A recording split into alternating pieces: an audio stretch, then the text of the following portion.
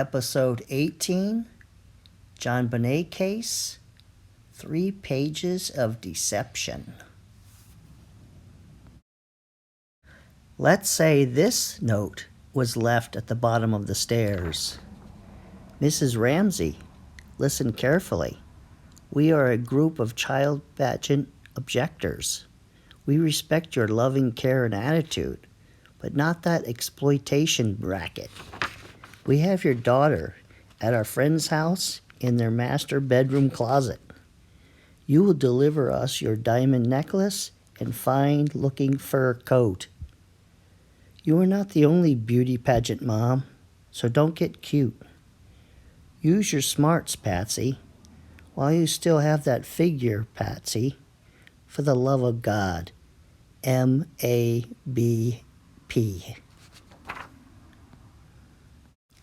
This note's purpose is, I didn't write it. Obviously, Patsy Ramsey didn't write this note. How could that be? And the main purpose of this note is, John Ramsey didn't write this note.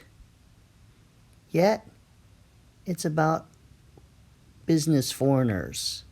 We respect your business. We want that work bonus of yours, $118,000 from your account. Get rested, because maybe you're tired right now.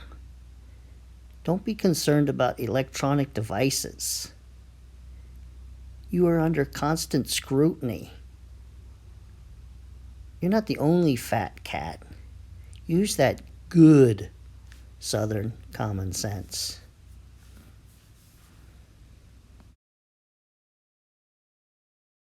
Okay, let me show you the deceptions in the ransom note. Here's follow our instructions from the first paragraph of the ransom note. And then here it is, written in the ransom note on the second page, at the bottom of the second page of the ransom note. And what you can see is the F is clearly written differently than the F later in the ransom note, meaning the author of the note wrote letters, especially in the beginning, not the way he normally writes letters.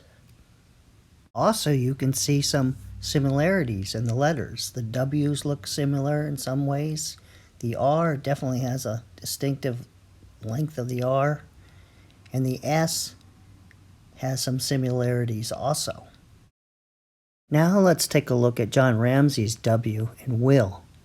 See that? See that W? Compare that to the second time that Ramsey wrote the W in the ransom note.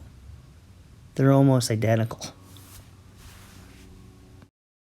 Here's another W in Ramsey's writing, and was. Compare that W to the ransom note. Here's a close-up of the ransom note, and then right above it, I'll put John Ramsey's W from his writing.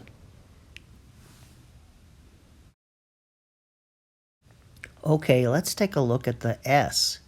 And this right here, the S.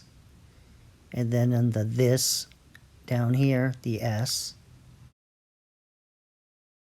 The S in settle.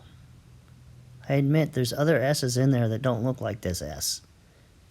But those 3 S's look the same. And now the S in instructions, INS. That S right there looks very similar to John Ramsey's S's in his writing. Okay, let's take a look at the deception. Look at this A right here. And compare that to that A right there. And then at attaché, look at that A. And then look at this A on arrange. And then look at this A and advise. Why are they all different? Why is this A always looks a little different? Look at this A. Did he think, oops, I forgot to put that little crazy top thing on this A, like Patsy does.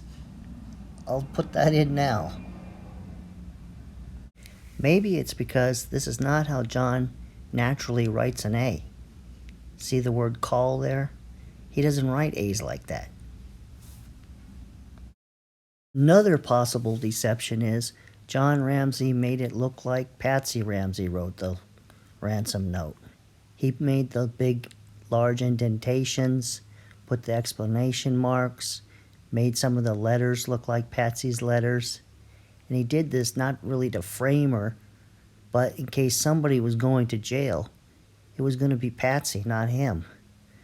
I don't think it got to that point, so therefore he never accused her. And there might have been a reason that he got 2 lawyers, because he knew he might need a lawyer for himself, separate lawyer for himself. But if the police would have put handcuffs on him, then I think he might have started saying Patsy wrote that letter. Well, this ends this episode of Unsolved. But we know somebody broke that paintbrush handle with their bare hands, most likely. We know somebody tied that knot on that garrote. We know somebody placed her in the wine cellar with a blanket wrapped around her. Just who did that?